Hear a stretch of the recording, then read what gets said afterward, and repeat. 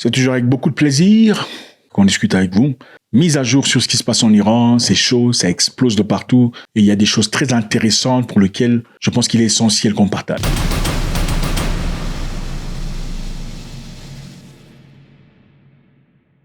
Merci infiniment d'être là. Je vous vois de partout, de l'Afrique, de l'Europe, des États-Unis et c'est très important de vous avoir été discuté aujourd'hui. William Ruto, vous connaissez William Ruto?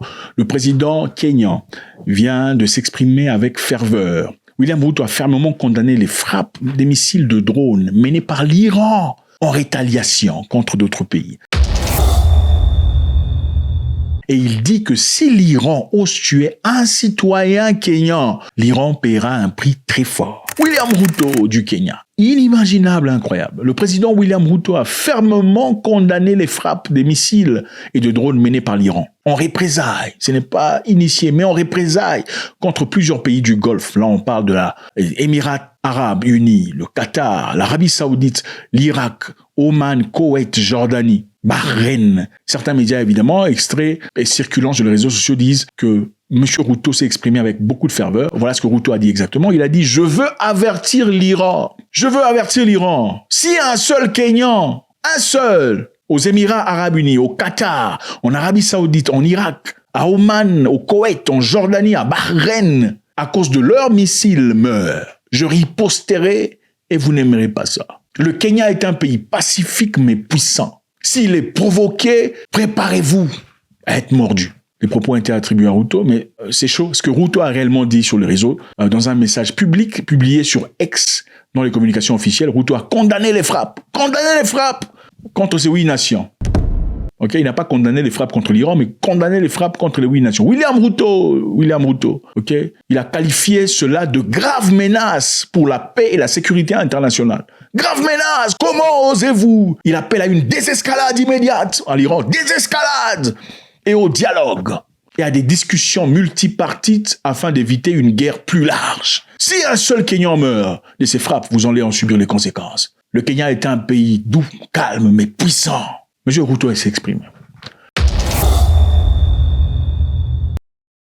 On se demande évidemment, Ruto c'est un grand ami aux États-Unis d'Amérique, ça c'est évident. Il n'y a pas très longtemps, Ruto s'est exprimé avec beaucoup de ferveur contre la Russie, l'accusant de recruter injustement des citoyens kenyans pour aller combattre en Russie. Okay. Ils ont fait beaucoup de bruit. On a même envoyé un ministre, je pense, d'affaires étrangères pour aller en Russie. Je ne sais pas s'il est vraiment parti, mais il était présenté qu'il serait parti en Russie pour aller justement parler directement aux membres du gouvernement russe, leur demandant de ne plus jamais recruter des Kenyans, même pas pour des... oui, justement, c'est un peu la moindre escarmouche. Voilà, c'est très similaire. Voilà ce que M. Ruto a dit. Donc, M. Ruto est ami aux États-Unis, ça c'est vrai. Ils viennent récemment de signer un contrat, un accord de santé, recevant de centaines de millions de dollars de la part des États-Unis d'Amérique, mais en retour, ils donneront des data, c'est-à-dire des données personnelles du peuple kényan. Après avoir fait des tests sanitaires, ces données appartiendront aux États-Unis d'Amérique. Ce sont des choses qu'il faut scruter et voir. Beaucoup de pays ne voient pas.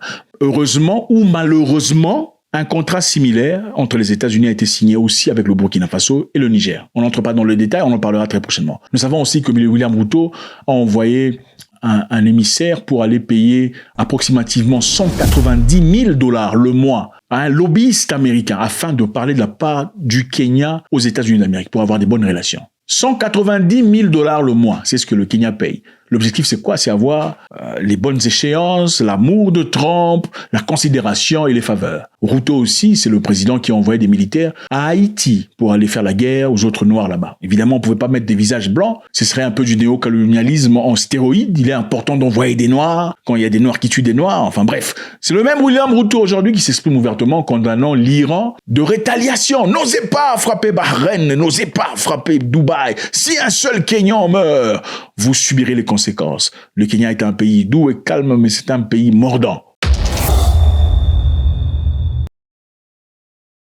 L'Iran a répondu, évidemment. L'ambassade de l'Iran au Kenya, Ali Gholampour, a tenu une conférence de presse le 3 au 2 mars. Mon pays affirme son droit inhérent et légitime à l'autodéfense. Le représentant portée des missiles est limité à un maximum de 2000 km, uniquement à des fins défensives. Et non, absolument pas, je ne pense pas que nous le ferons, car, vous savez, le grand peuple et le gouvernement du Kenya, nous avons eu de longues relations historiques, amicales et cordiales, et nous faisons tout notre possible pour préserver cette relation. Pour les Kenyans qui sont restés en Iran, ils peuvent facilement contacter leur ambassade, et l'ambassade du Kenya les aidera. S'ils souhaitent quitter le pays, elle leur fournira toutes les facilités nécessaires. Il n'y a donc aucune inquiétude à avoir à ce sujet. Comment ? Combien il y en a?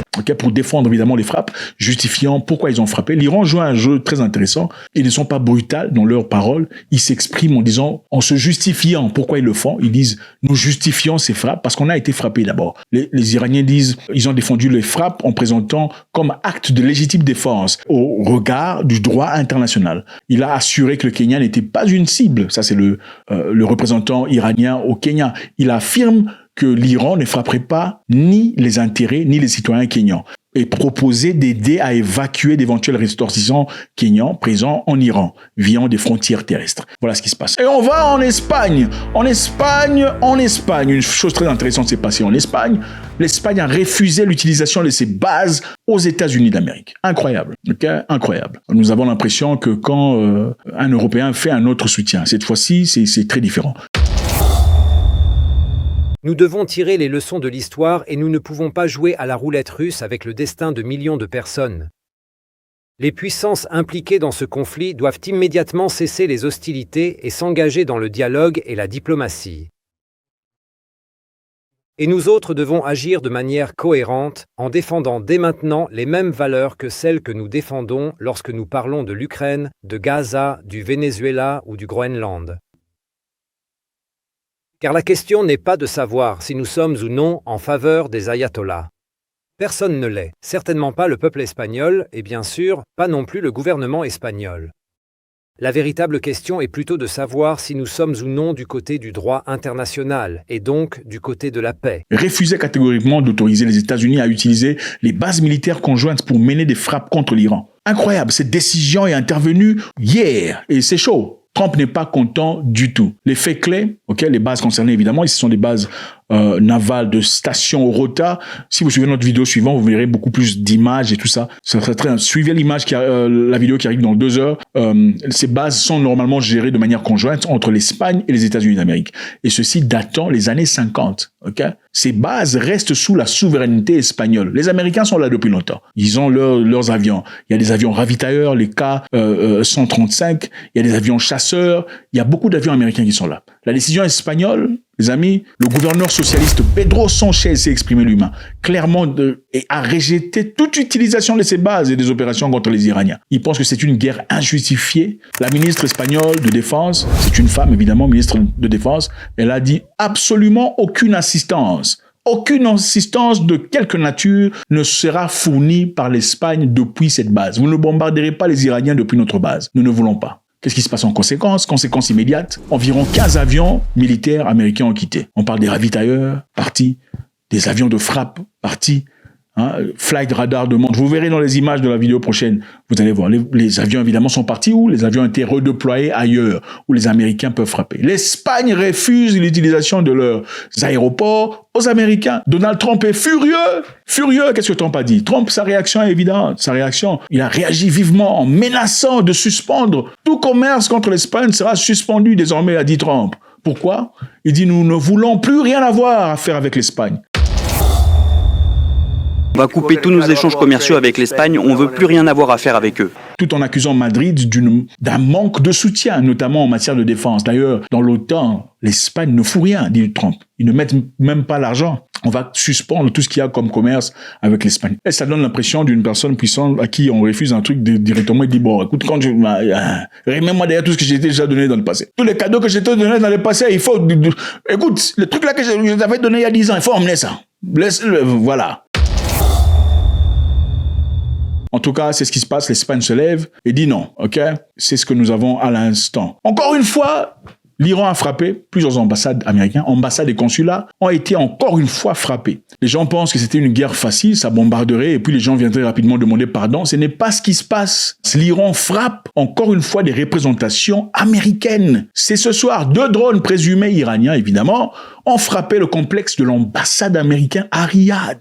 Riyad, c'est où? Riyad, c'est en Arabie Saoudite. On frappe l'ambassade, ok? On ne frappe pas une base militaire, mais on frappe l'ambassade. Frapper une base militaire, c'est bon. C'est une base militaire. L'ambassade. L'ambassade, c'est la représentation du pays. Ça, c'est Washington qui vient de frapper. 2 drones iraniens ont frappé l'ambassade, provoquant un incendie limité évidemment, des dégâts matériels mineurs, toitures, zones de stationnement brûlées. Le ministre saoudien de la Défense a confirmé l'attaque et les interceptions. Donc les attaques viennent, mais ça intervient, ça intercepte, mais ça bombarde. Il n'y a eu aucun blessé ni décès jusque-là. Okay. Certains rapports indiquent que les frappes auraient touché la station de la CIA dont l'ambassade a été frappée. L'ambassade frappée, la station de la CIA touchée. Donc, vous savez, chaque ambassade a une station de CIA, hein, pour ceux qui ne savent pas. Donc, il n'y a pas seulement à Riyad, il y a aussi frappe Émirats Arabes Unis, ok, Dubaï si vous préférez. On a frappé encore, le même jour, un drone présumé iranien a frappé le parking adjacent. Ils n'ont pas touché l'immeuble, mais le parking a été brûlé. Aucune victime n'a été signalée, mais ce sont des messages forts. On n'a pas peur de vous.